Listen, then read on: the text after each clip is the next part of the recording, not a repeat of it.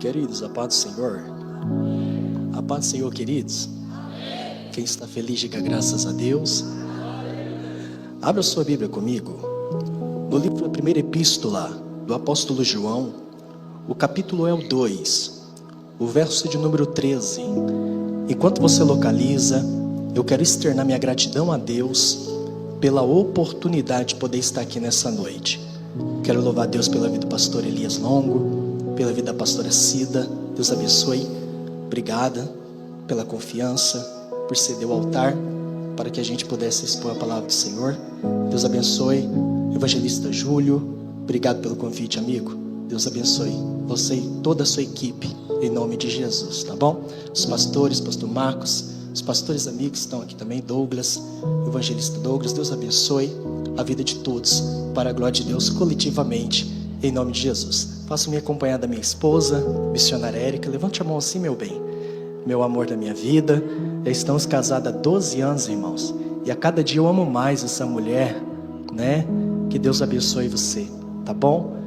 Eu sou um homem de muita sorte por ter você ao meu lado, tá bom? Tamo junto. Quem achou, diga graças a Deus.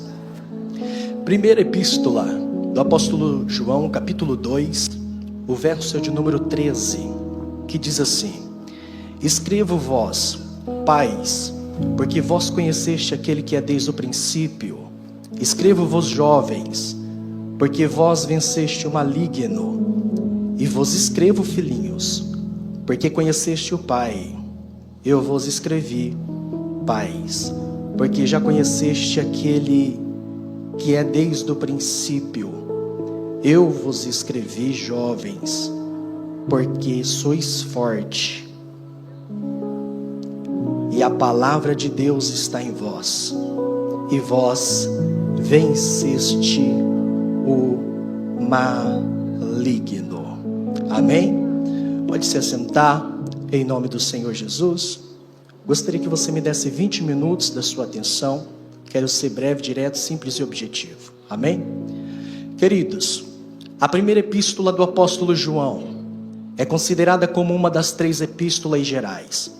Apesar da primeira epístola não ter as características de uma epístola geral, porque ela não tem saudação e nem agradecimento. O escritor Brody David Haller, no livro A Introdução do Novo Testamento, ele diz que a primeira epístola é um sermão que João escreve em via às cordilheiras da Ásia Menor, para derrubar o gnosticismo que estava levantando-se para derrubar a veracidade de Cristo. Foi um período que João supervisionava as 7 igrejas da Ásia Menor. Entre elas estava Éfeso, Esmirna, Pérgamo, Tiatira, Sardes, Filadélfia e Laodiceia. O interessante é que, embora o escritor não se identifique, alguns pais da igreja classificam a obra como sendo de João. Entre eles, Clemente de Alexandria, Orígenes e também Tertuliano classificam uma obra como sendo uma obra de João. Irineu, que viveu do ano 120 a 200 depois de Cristo, e que também foi testemunhas oculares do tempo de Policarpo, e também discípulo de João, classifica uma obra como sendo joanina. Porém, todos nós sabemos que ao todo João escreveu 5 literaturas: o evangelho que leva o seu nome de João, as 3 epístolas gerais e a famosa carta ao Apocalipse. Alguns datam a época da epístola do ano 80 a 90, porém alguns outros de 90 a 95, aonde quem se assentava no trono era o grande Domiciano, filho de Vespasiano, irmão do grande general Tito. E o interessante disso tudo é que esse momento Suetônio diz que só em janeiro Domiciano expoliou mais de 5.000 cristãos. Pastor Luiz, e o que era expoliar? Expoliar é quando o cristão tinha a pele arrancada do seu corpo, e depois eles eram costurados em peles de animais primitivos e jogados para ser devorado aos cães de caça. Foi esse período que a igreja estava vivenciando. Suetônio diz que foi um mártir total, aonde milhares de vidas morreram. Mas o interessante é que tudo começou depois da morte de Cristo, pois o mesmo Cristo disse que tudo isso iria acontecer. Ele disse: no capítulo de João, capítulo de número 16, no verso de número 1. Ele disse: eu tenho muitas coisas para vos dizer, mas agora eu não posso vos falar. Mas chegará um tempo em que muitos lançarão mão em vós, e qualquer um que lançar mão em vós, cuidará estar fazendo um trabalho a Deus. João, capítulo de número 16, verso 12 e 13. Jesus vai dizer através de João: eu tenho muitas coisas para vos dizer, mas eu vou subir para o Pai. Mas quando aquele que eu enviar descer, ele vos guiará em toda a verdade. Joel Leitão de Melo, no livro Tipos, Sombras e Figuras da Bíblia, ele fala sobre o Espírito Santo. Ele diz que o Espírito Santo é fogo, poder, pomba, água e selo. Mas Jesus, quando vai falar do Espírito Santo, Jesus não usa nenhuma dessas alegorias. A alegoria que Jesus usa é o termo consolador. A palavra consolador vem do grego parakletos. A palavra parakletos no grego significa advogado, ou aquele que está ao lado, ou aquele que abraça em momentos de depressão e conforta em momentos de desespero. O que Jesus estava querendo dizer é que a igreja cresceria sim, mas debaixo de cruz, sangue, espada e perseguição. Quando Jesus chega em Cesareia de Filipe, Jesus pergunta para os discípulos: quem diz ser o Filho do Homem? Alguns discípulos dizem: Senhor. Eles dizem que o Senhor é Elias, outros João Batista, Jeremias ou um dos profetas. Jesus pergunta: mas e vós? Quem diz ser o Filho do Homem? Pedro toma a palavra e diz: Senhor, tu és o Cristo, o Filho do Deus vivo. Jesus entende que é a mão invisível de Deus que revelou para ele. Jesus volta-se para ele e diz: bem disseste, Simão Barjonas, porque não foi carne e sangue que te revelou, mas o meu Pai que está no céu. Jesus diz: em verdade te digo que tu és Pedro, pedra, e sobre esta pedra eu edificarei a minha igreja, e as portas do inferno não prevalecerão contra ela. John Fox, no livro Os Mártires da Igreja Primitiva, ele diz que há duas portas do inferno. A primeira é espiritual, a segunda é o Império Romano, que nos 3 primeiros períodos da igreja primitiva, os primeiros 300 anos da igreja, mais de 1,5 milhão de cristãos morreram ao fio da espada. Também ele diz que o que Jesus estava querendo dizer, quando ele disse: sobre esta pedra eu edificarei a minha igreja, e as portas do inferno não prevalecerão contra ela. Ele diz que o que Jesus disse era que a igreja teria que ser firme e rochosa, porque se não fosse firme e rochosa, ela não suportaria a perseguição que haveria de vir. Por isso eu já quero deixar uma palavra nesta noite, dizendo: seja firme e seja constante, sempre abundante na obra do Senhor, sabendo que o vosso trabalho para o Senhor em amor não é em vão. Oh, aleluia! Olha para quem está do teu lado e diga: tenha que ser firme e também tem que ser rochoso para poder perseverar e chegar no grande alvo que o Jesus preparou e liberou sobre a minha vida e sobre a sua vida. Mateus capítulo 10, o verso de número 16, Jesus disse: eu vos lanço no meio de lobos, mas vocês estão indo como cordeiro. No versículo de número 22, ele vai dizer no capítulo 10, ele vai dizer no versículo 22, olha, muitos homens odiarão vocês. Por quê? Por causa do meu nome, mas aquele que perseverar até o fim, esse será salvo. Tudo começou no ano 30 depois da crucificação de Cristo, no dia da Páscoa. Alguns acreditam que a Páscoa que sucedeu à morte de Cristo, Estevão, cheio do Espírito Santo, porém revoltado, começa a pregar contra os acusadores e os assassinos de Cristo. Atos capítulo de número 6, ele vai ser levado diante do Sinédrio, e diante do Sinédrio ele vai expor o testemunho desde Abraão até a crucificação de Cristo, provando que Jesus era o Messias. O Sinédrio era composto por 72 cadeiras, mas somente 71 eram ocupadas por pessoas pessoas da classe alta das famílias de Jerusalém, escribas e também fariseus. Só que a gente precisa entender que o Sinédrio era como se fosse o tribunal federal judaico daquela época, pois ninguém casava se não tivesse as 71 assinaturas do Sinédrio, ninguém separava se não tivesse as 71 assinaturas do Sinédrio, ninguém poderia ser levado diante do tribunal e ser julgado e receber a sua sentença se não tivesse as 71 assinaturas do Sinédrio. É quando o Sinédrio expulsam Estevão para fora da cidade, e fora da cidade ele recebe a sentença do apedrejamento, que era pelo fato da blasfêmia. Ali ele entrega o seu espírito ao Senhor, aonde a Bíblia vai dizer que alguns pegam as suas roupas e depositam aos pés do grande Saulo de Tarso. E o interessante é que depois da morte de Estevão, a Bíblia vai nos dizer, 10 anos depois, a Bíblia diz em Atos capítulo de número 12, que quando Herodes Agripa, filho de Aristóbulo e também neto de Herodes o Grande, ele se assenta no trono da Judéia, tendo no seu coração o desejo de ser o grande rei da Galileia, ele decide lançar mão em alguns líderes da igreja. É quando ele vai ter uma ideia inusitada, ele vai prender justamente Tiago e Pedro. Pedro vai ser lançado dentro da prisão, pois ele esperava que depois da Páscoa ele viesse executar Pedro. John Fox, no livro Os Mártires da Igreja Primitiva, diz que Tiago vai ser entregue por um delator, e desde o momento em que ele entrega Tiago até o momento da sua execução,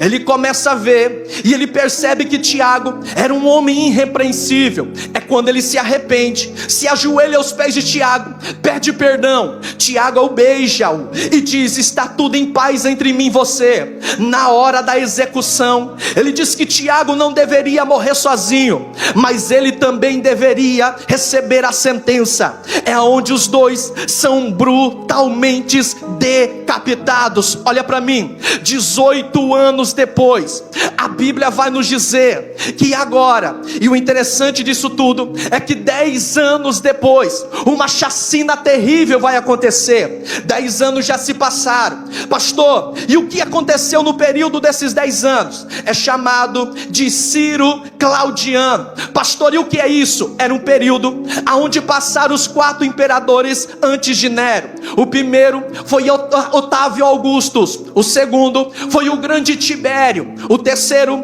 foi o Calígula, e o quarto foi o grande Cláudio Otávio, a qual se casou com a mãe de Nero, a imperatriz Agripina. A imperatriz Agripina casa-se com Cláudio Otávio. O jovem Nero tinha aproximadamente 16 anos de idade.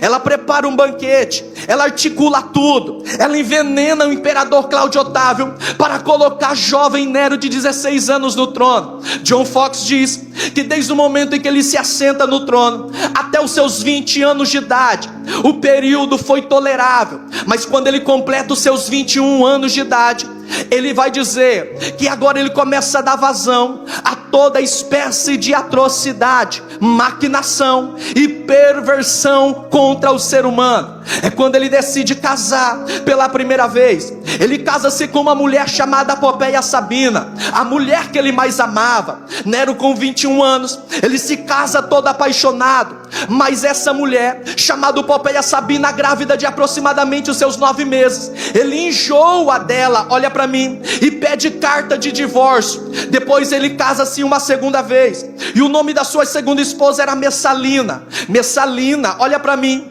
ele engravida a Messalina, mas agora ele começa a dar joelhadas no seu ventre para poder matá-la. Depois disso, ele decide agora casar uma terceira vez, e agora ele se casa uma terceira vez com uma mulher chamada Cláudia Otávia, olha para mim, mas ele desconfia que ela estava tramando contra ele. É quando ele chama os seus soldados, manda os seus soldados matarem ela, com todos os seus oficiais e também os seus conselheiros. Depois disso, ele decide agora casar uma quarta vez, mas agora já não é mais com uma moça, agora é com um jovem chamado Esporo. Esporo é um jovem que tinha os traços da sua primeira esposa, a Cláudia Otávia. olha para mim, ele decide castrar o menino, veste o menino de imperatriz e começa a desfilar com o menino dentro de Roma, causando revolta nos judeus, causando temor e causando repúdio nos judeus. Alguns olham para Nero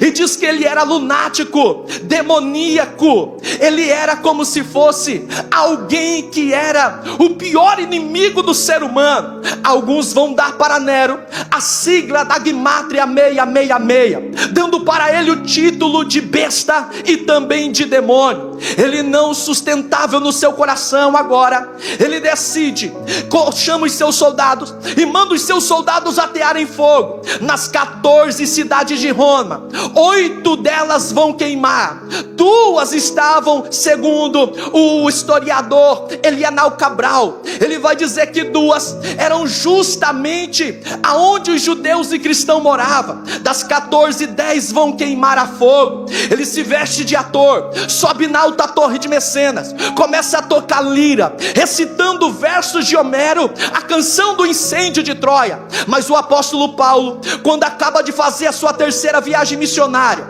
provavelmente no inverno do ano 57, ele escreve a carta aos Romanos, no capítulo de número 13, no verso de número 11, 12, 13 e 14, e ele diz: conhecendo o tempo, é hora de vos despertardes do sono, porque a nossa salvação está agora mais perto do que quando aceitamos a fé. Parece que o apóstolo Paulo estava recebendo uma revelação da parte de Deus. 7 anos depois, agora, a cidade de Roma está ardendo em fogo, em chamas. Milhares de pessoas vão queimar, porque elas estavam sendo soterradas pelos grandes prédios, casas que vieram abaixo.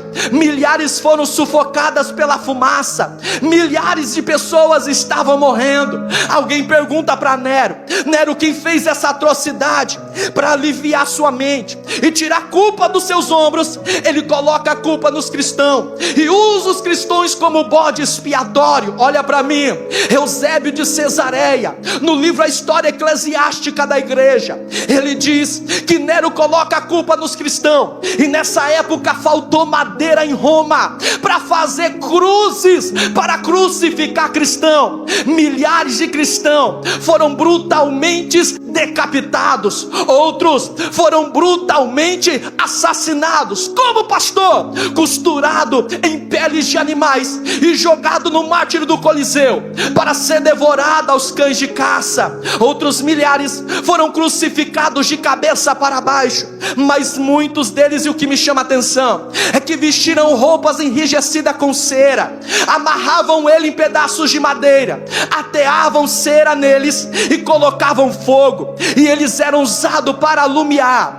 as ruas de Roma e os jardins suspensos da cidade. Olha para mim, uma matança extraordinária aconteceu na cidade. O historiador vai dizer que mais de 1,5 milhão de cristãos vão morrer. Olha para mim, muitas leis foram criadas da noite para o dia, justamente para prejudicar os cristãos.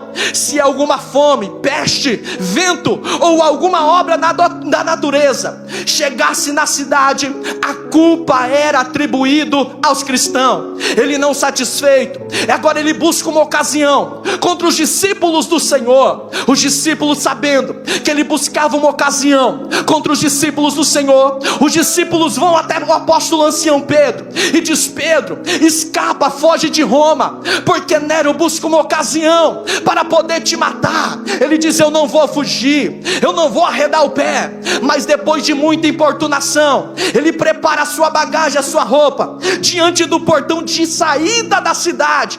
John Fox vai dizer que ele vai ter uma visão. E qual é a visão que ele vai ter? Ele vai ver Jesus entrando em corpo glorificado. Ele cai de joelhos, levanta as mãos e diz: Senhor, o que é que o Senhor veio fazer em Roma? Jesus olha e diz: eu vim ser crucificado uma segunda vez.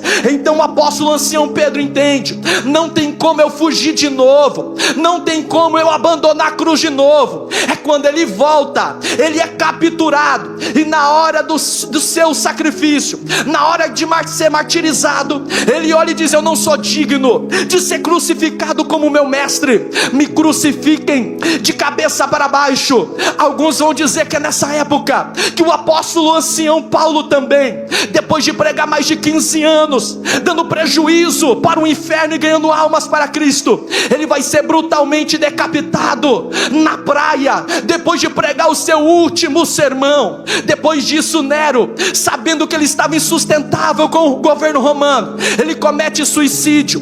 Depois que ele comete suicídio, pastores, vem o período dos 4 imperadores que passam em ano: Galba, Otão, Vitélio e Vespasiano. Vespasiano é levantado pela corte romana para organizar e arrumar a bagunça de Nero. É quando ele envia o seu filho general Tito para apaziguar a rebelião judaica. Quando o seu filho general Tito chega em Jerusalém, ele vai cortar os aquedutos de comida e também os abastecimentos de água. A fome, a sede começa a ser generalizada dentro de Jerusalém, a ponto do escritor dizer que muitas mães começam a tirar as suas vestes e comer com sola de sapato e cinta de couro. É quando vai se cumprir Mateus 25:15, onde Jesus disse: quando vocês vê Jerusalém cercada por exército, é a desolação que profetizou o profeta Daniel. Quem estiver no monte, fuja. Quem estiver no campo, não volte. Quem estiver no telhado, não desça. Ai das grávidas e ai das que amamentam. Por que ai das grávidas e das que amamentam? Porque os soldados romanos chegavam, abriam as suas barrigas, tiravam uma criança de dentro, jogavam na lata do lixo, enquanto outros vinham e começavam a comer o feto para não morrer de fome. Essa é a realidade da igreja. Milhares de pessoas morreram, olha para mim, milhares de pessoas perderam a sua vida, milhares de pessoas desceram a sepultura. Pastor, e por que tudo isso? É aquilo que Jesus disse em João capítulo 14 verso 17: Pai, eu entreguei para eles a tua palavra, e o mundo vos odiou, porque eles não são do mundo, assim como eu também não sou. A palavra mundo aqui no grego significa, aleluia, sistema. Era Jesus dizendo: eles não são do sistema da terra, aleluia, eles são do sistema do céu. Era Jesus dizendo: é porque eu entreguei a palavra para eles, é porque a palavra habita neles, é porque a palavra sustenta eles, é porque a palavra cura eles, é porque a palavra levanta eles, é porque a palavra fortalece eles. Pastor, e qual é a base que o Senhor tem para isso? Eu disse aqui em João 17:14, Jesus diz: eu entreguei a tua palavra para eles. Olha isso, pastora Cida. Mas ele ainda continua dizendo em Salmo 119, o verso de número 8, isso me chama a atenção, porque o que me sustentou é a palavra. Ele disse no Salmo 119, no verso 8: como o jovem poderá purificar o teu caminho, observando a tua palavra. No Salmo 119 verso 11, ele disse: eu também escondi a tua palavra no meu coração, para não pecar contra ti. No Salmo 105, Salmo 119 verso 105, ele disse: lâmpada também ela é para os meus pés, mas ela também é luz para o meu caminho. É a tua palavra, Senhor. Josué 1 verso 8, 9 e 10: Josué, medita na minha palavra de dia e também de noite, porque ela vai fazer você prosperar em todos os caminhos por onde você passar. Eu não sei quem vai pegar, mas Lucas capítulo 5 verso 8, 9 e 10: Senhor, eu pesquei a noite toda, não peguei nada, mas sobre a tua palavra, Uramachai. Eu não sei quem está pegando, mas pega na mão desse crente que está do teu lado e diga: sobre a tua palavra eu lançarei a rede. Eu não sei quem está pegando, mas se tiver 10 pentecostal, esse culto vai terminar debaixo da glória. Sabe por que o diabo te odeia? É porque quem te sustenta é a palavra, quem te rege é a palavra, quem te cura é a palavra, quem liberta é a palavra, quem faz é a palavra, é a palavra, é a palavra. Quem ama a palavra, levante a mão para cima, olha para quem está do teu lado e diga: nessa noite a palavra garante a nossa vitória. Quem crê, quem crê, quem crê, quem crê, levante a mão, levante a mão. Cadê os jovens da DMC de Campo Grande? Pega na mão de quem está do teu lado e diga: nós somos a geração da palavra. A palavra vai nos sustentar. A palavra vai nos guiar. A palavra vai nos reger. A palavra vai nos sustentar. Só que General Tito, depois de tudo isso, ele morre com uma bactéria no cérebro. Olha isso. É quando entra agora a gestão de Domiciano. Quando Domiciano se assenta no trono, ele muda leis, cria leis da noite para o dia, quer trazer de novo adoração aos imperadores. Olha para mim. É quando ele envia os seus lictores para poder confiscar os bens de senadores romanos. Alguns era por inveja, outros porque ele não gostava mesmo, pois não tinha afinidade com eles. É quando, diante dessa perseguição e confiscão de bens, ele vai achar o paradeiro do apóstolo ancião João. João era o pastor que supervisionava as 7 igrejas da Ásia. Quando eles acham o paradeiro do apóstolo João, João é trazido diante do tribunal para receber a sentença. João aqui foi um dos discípulos mais novos, por ser chamado por Jesus. Mas agora João, ele é um homem, um ancião. Ele pregou mais de 80 anos da sua vida, ganhou almas, fez história e deixou um legado. Estava cansado, fadigado, estava totalmente debilitado. Quando João é trazido diante do tribunal para receber a sua sentença, olha isso, Domiciano abre a boca e diz: pega esse velho, joga dentro de um tacho de óleo pegando fogo, vamos ver ele fritar. Mas a história diz, escrita por Eusébio de Cesareia, que quando eles pegam o apóstolo João, lançam ele dentro de um tacho de óleo. Do mesmo jeito que João desceu, vai ser do mesmo jeito que João vai subir. Sabe por quê? Porque o mal que querem fazer contra mim é o bem que Jesus vai proporcionar para o meu ministério. Eu não sei quem vai pegar. É quando Domiciano olha e ele percebe que João estava como se fosse protegido por um tipo de divindade. Então, já que eu não posso matar João, então lança ele na ilha do Mar Egeu, uma ilha vulcânica, aonde tinham pessoas lá que se levantaram politicamente contra o governo, e também na forma de eclesiástica, na forma de culto espiritual, eles também eram lançados lá. Os piores assassinos, ladrões, eles eram lançados. Mas existe um detalhe: quando era no caso de política, eles eram colocados na ilha, mas dentro da ilha eles poderiam andar livremente. Mas quando se tratava das coisas espirituais, olha para mim, eles ficavam amarrados pelos pés, muitas das vezes pelas mãos, e tinha comida e água, somente o necessário para não morrer. Olha para mim, João estava longe da família, João estava cansado, debilitado, longe da igreja e longe dos irmãos. É quando ele vai dizer, no capítulo de número 1 de Apocalipse, que ele estava na ilha por causa do testemunho de Jesus e por causa da palavra de Deus. Os céus vão abrir e ele vai ouvir uma voz como de muitas águas, e ele vai dizer mais à frente: eu ouvi uma voz como de trombeta. Eu nunca vi voz de trombeta, eu nunca vi ninguém ter voz de trombeta, pastores. Mas o que João estava dizendo, ele estava usando as alegorias que ele conhecia para tentar discernir o tom, o grave, aleluia, daquela voz que pairava sobre o seu coração. E ele abre a boca e diz: a voz dele era como se fosse a voz de uma grande, olha para mim, de uma grande corneta, de uma grande Só que eu nunca vi ninguém com voz de corneta ou de trombeta. No original aqui é a palavra shofar. O shofar no Antigo Testamento era usada como o sumo sacerdote. O povo estava no deserto, a nuvem de glória estava sobre eles.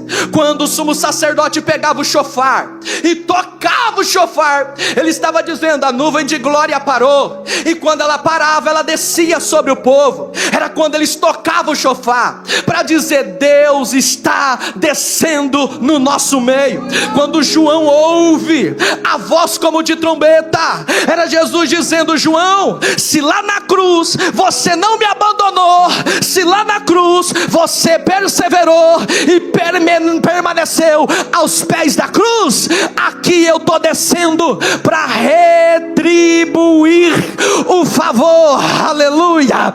Eu não sei quem vai pegar esta palavra, mas olha para quem está do teu lado e diga: vale a pena ficar aos pés da cruz, vale a pena permanecer aos pés da cruz. Por quê? Porque Jesus não fica devendo nada para ninguém. Era Jesus dizendo: eu estou descendo para retribuir o favor, eu estou descendo para te fazer companhia. Você não está sozinho, João. Você não está sozinho, João. Eu estou descendo para te fazer companhia. Eu não sei quem vai pegar essa palavra, mas olha para quem está do teu lado e diga: enquanto você estiver aos pés da cruz, Jesus está descendo lá na tua Pátimos hoje. Jesus está descendo lá na tua casa, na tua família, no teu ministério, na tua saúde.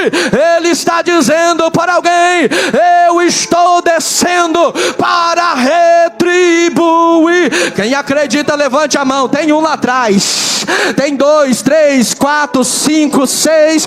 Só quem acredita nessa palavra, levante a mão e dá glória para Ele.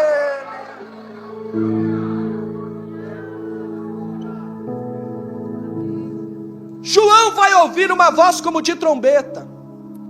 Ele vai ouvir o quê? Uma voz como de... Só que o problema não foi João ser lançado na ilha. Pastor, não. Claro que não. O problema não foi João ser lançado na ilha. Pastor, e qual foi o problema então? O problema foi quando Jesus desceu para dar o relatório para João das igrejas que ele pastoreava. Vou repetir isso aqui porque é muito forte. O problema não foi João ser lançado na ilha. O problema foi quando Jesus desceu para dar para João o relatório das igrejas que ele pastoreava. Pastor, por quê? Porque a primeira epístola de João é totalmente dedicada ao gnosticistas. Pastor, e o que é gnosticismo? Gnosticismo vem da palavra gnosis, que significa ensinamento secreto. Olha para mim, ensinamento secreto. Pastor, e o que é? Eles desenvolveram uma filosofia: já que o meu corpo é matéria e é má, pecaminoso, natureza terrena, e dentro dele existe um espírito que é luz e é bom, eles desenvolveram um método. E qual é? Tem como de dia eu fazer a vontade da minha carne e à noite eu fortalecer o meu espírito. Pastor, não entendi. Quando João escreve a primeira epístola, ele escreve totalmente dedicada aos gnosticistas. Pastor, e quem eram esses gnosticistas? Eram homens e mulheres que tinham o conhecimento da palavra, mas eles decidiram, eu vou repetir, eles decidiram viver uma vida profana. Eles decidiram viver uma vida dupla. Eles decidiram viver uma vida prosmíscua. Olha para mim, eles decidiram viver uma vida podre, mesmo conhecendo a palavra. E o que me chama a atenção é que os gnosticistas, eles não estavam sobre a influência do inferno, não. Eles não estavam sobre a influência de demônios, também não. Eles não estavam sobre a influência do espírito de Jezabel, também não. Eles decidiram viver uma vida profana. Eles pregavam uma noite, mas quando saía do culto, entrava no carro, lacrava o vidro e colocava um funk para rebolar até o chão. Passava na conveniência, pegava uma Budweiser, uma Corona e começava a tomar. João ficou sabendo que eles pregavam, mas quando acabava o culto, eles iam dormir na casa da namorada sem ser casado. João ficou sabendo que quando eles terminavam de pregar, eles saíam do culto e ia, quem sabe, para o prostíbulo. João ficou sabendo que as meninas saíam depois de ministrar o louvor e elas começavam a dar em cima dos meninos. Elas iam para lugares onde ninguém estava vendo, e ali ela entregava-se na mão deles e eles faziam o que queria. Eles estavam vivendo uma vida suja, uma vida imunda. Mas Jesus quer levantar uma geração que aqui no culto é a mesma coisa, mas quando sai do culto é a mesma coisa.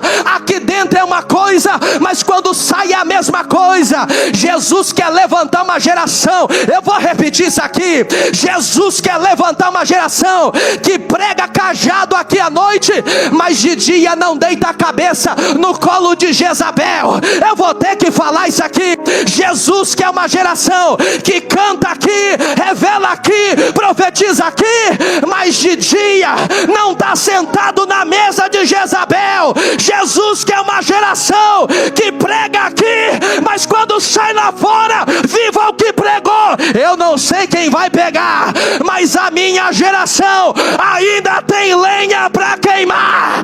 Ainda tem lenha, ainda tem lenha. Cadê? Cadê? Cadê? Levante a mão, só quem tem lenha para queimar e adora Ele.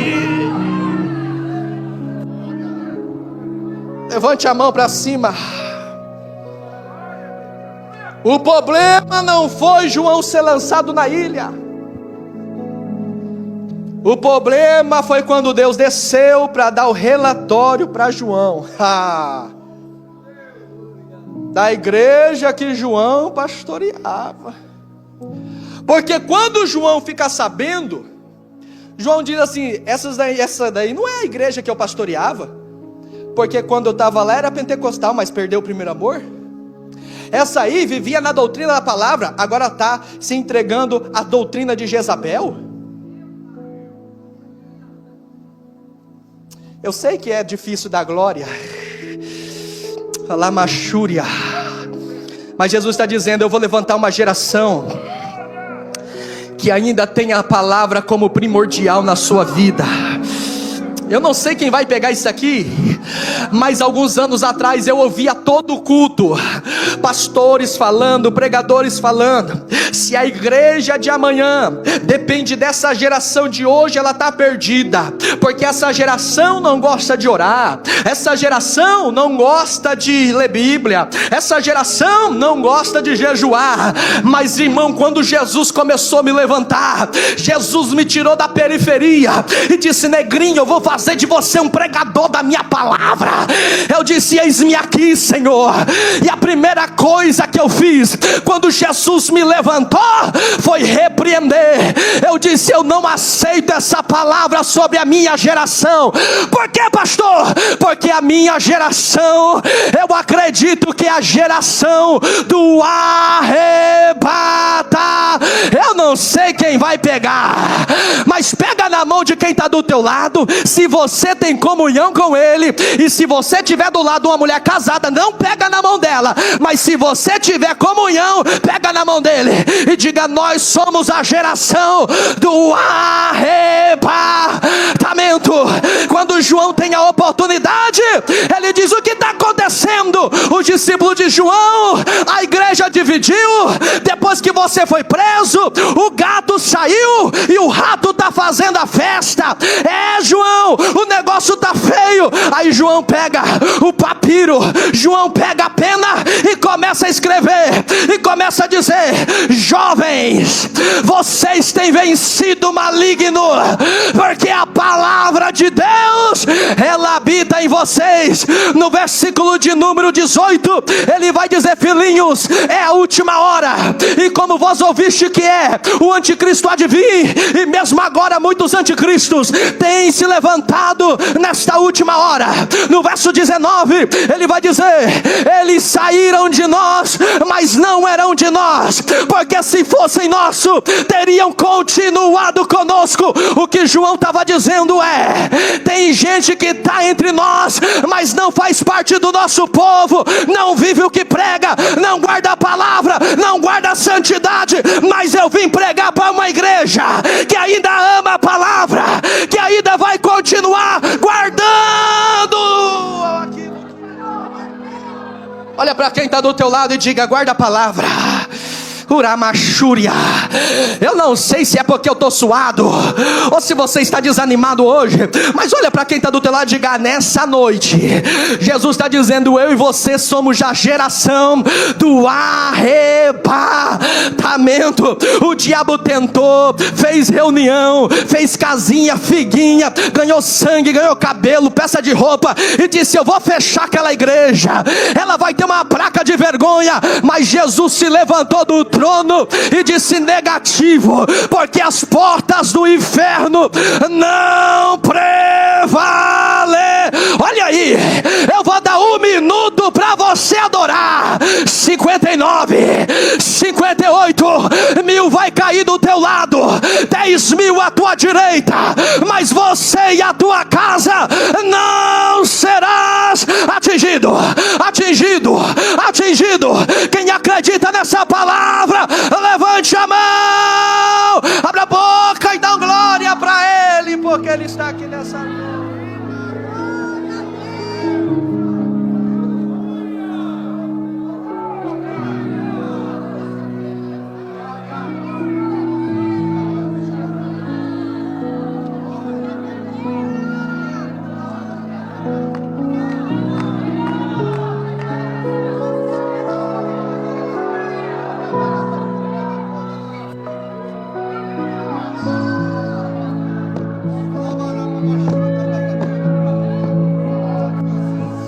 Levante a mão, eu quero profetizar que todo decreto do inferno sobre a tua vida está caindo por terra nessa noite. Eu quero profetizar que toda palavra contrária, toda oração contrária, toda obra de feitiçaria, macumbaria, bruxaria, toda maldição hereditária está caindo por terra nessa noite. Deus vai levantar uma geração poderosa que vai pregar e Deus vai libertar, vai cantar e Deus vai batizar. Sai da frente, Satanás, porque Deus está levantando uma geração. Só quem faz parte dessa geração, levante a mão e adora Ele. Amácia calamachúria, amanto que me nasce a decalaçou. Jesus vai levantar, daqui vai sair pastores, empresários, daqui vai sair doutores, daqui vai sair os maiores cantores do Brasil. Ramaya Kalachúria.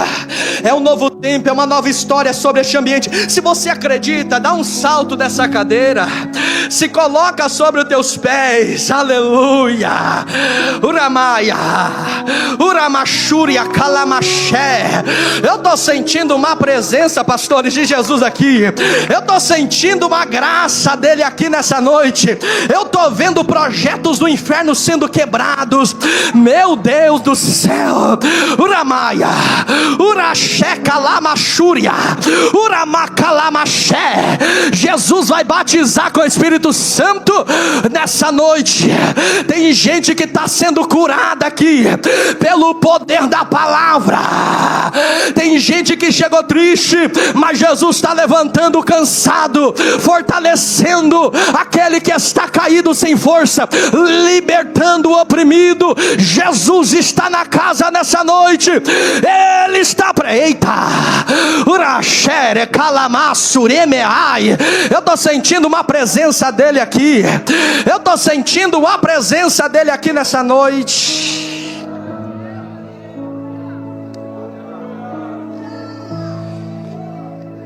Feche os seus olhos, porque o noivo está na casa.